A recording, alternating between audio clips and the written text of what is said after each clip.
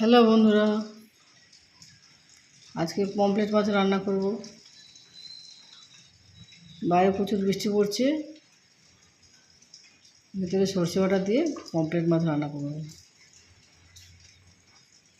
Pomfret মাছগুলো প্রথমে ধুয়ে নেবো, ধুয়ে পরিষ্কার করে কেটে নেব। বাজার থেকে এই অবস্থায় নিয়ে এসছে, কেটে পরিষ্কার করে ধুয়ে নিচ্ছি। এবার আমি নুন হলুদটা মাখিয়ে নেব।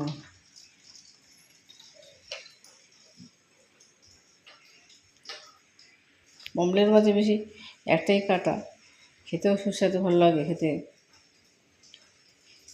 মুখরোচক খাবার। এই পমফ্রেটের ফ্রাই খাওয়া যায়, পমফ্রেট অনেক রকমভাবে রান্না করা যায়। এবার ছোটো মাছ যেমন পাওয়া যায়, বড়ো সাইজেও পাওয়া যায়। আমি মিডিয়াম সাইজের পমফ্রেট মাছটা নিয়েছি, খুব ছোটো না খুব বড়ো না। এই মাছটা দিয়ে আজকে রান্না করে ঘরোয়াভাবে দেখাবো বাড়ি থেকে আমরা কীভাবে রান্না করি এই মাছ। অনুষ্ঠান বাড়িতে এই মাছ রান্না হয়ে থাকে, আর সমুদ্রের বাড়ি সি বিচে গেলে এই মাছ বিভিন্নভাবে খাওয়ানো হয়, কিন্তু বাড়িতে আমরা কীভাবে রান্না করে খাই সেটাই আমি দেখাচ্ছি। সর্ষের তেল দিয়ে দিয়েছি প্রথমে, তারপরে এক এক করে মাছগুলোকে ছেড়ে দেবো। একসঙ্গে বেশি মাছ দিচ্ছি না, দুটো করে মাছ দিচ্ছি। বেশি মাছ একসঙ্গে ভাজলে ঢেকে যেতে পারে।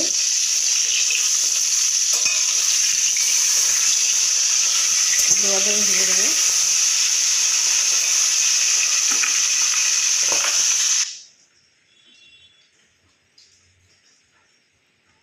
অল্প অল্প করে আমি মাছ এক এক করে ভেজে নিচ্ছি সমস্ত মাছটাই।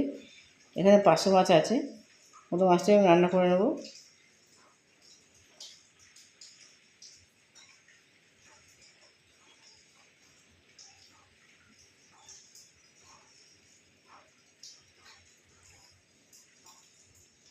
বাড়িতে অবশ্যই এই মাছটা রান্না করে দেখবেন, খেয়েও দেখবেন কেমন ভালো, খেতে ভালো।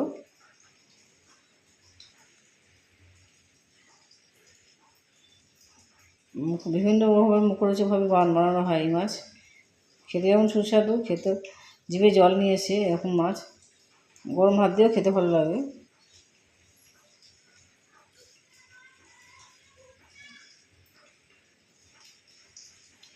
বাড়িতে রান্না করবেন এইভাবে, পরিবার লোকজন খাইয়ে দেখবেন, সবাই সব প্রশংসা, আপনাদের প্রশংসা করবে। বেশি মশলার প্রয়োজন হয় না, হালকাভাবেও রান্না করে, মাছটা হালকাভাবেও রান্না করা যায়।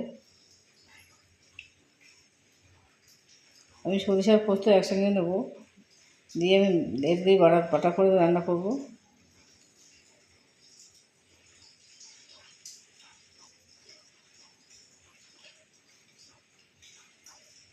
এই মাছ ভাজতে যতটুকু টাইম, রান্না করতে বেশি টাইমও লাগে না, চটজলদি এই মাছটা রান্না করা যায়।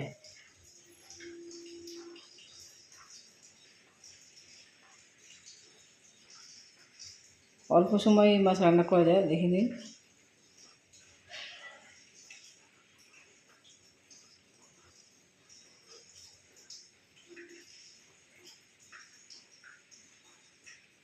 এভাবে আমি সমস্ত মাছগুলোকে আবার ভেজে নিয়েছি। এবার কালো জিরা ফোড়ন দেবো, কাঁচা লঙ্কার ফোড়নটা দিলে ভালো, গন্ধটাও ভালো আসে। মিক্সির মধ্যে আমি সরিষাটাকে বেটে নেব। যত পরিমাণ সরিষা নেবো ততটা পরিমাণ পোস্ত নিয়ে নেবো, সমান পরিমাণ দিয়ে রান্না করব। টমেটো দিয়ে দিচ্ছি আমি, কাঁচা লঙ্কাটাও দিয়ে দিচ্ছি।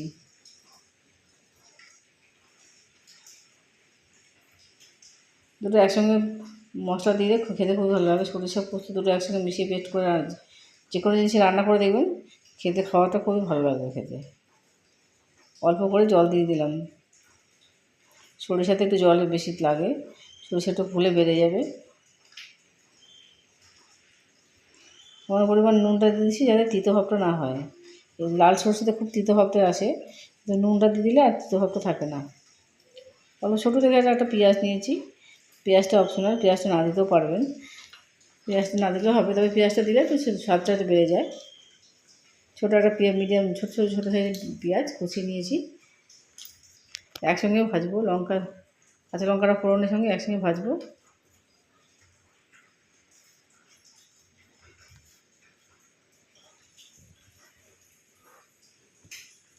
গ্যাসটা এই সময় আঁচটা কমিয়ে দেবেন, বেশি বাড়িয়ে দেবেন না, পেঁয়াজগুলো যাতে জ্বলে না যায়।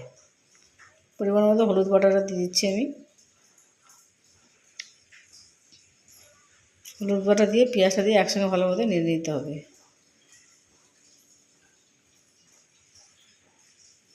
যেহেতু শুকনো শুকনো হয়ে গেছে, তাই অল্প পরিমাণ হলুদের জলটা দিয়ে দিলাম, সামান্য খুবই শুকনো হয়ে গেছিলো। এদিকে খেয়াল রাখবেন যাতে পুড়ে না যায়, শুকনো শুকনো মশলা থাকলে সামান্য পরিমাণ জল দিয়ে দেবেন, তাহলে গ্রেভিটা ভালো হবে, কষানো ভালো মতো হয়ে যাবে।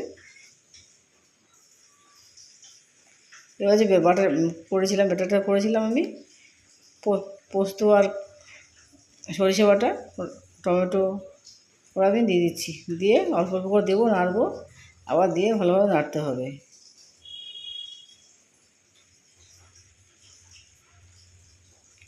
এভাবে সমস্ত ব্যাটারটা দিয়ে দিয়ে আর জলটা দিয়ে দিচ্ছি।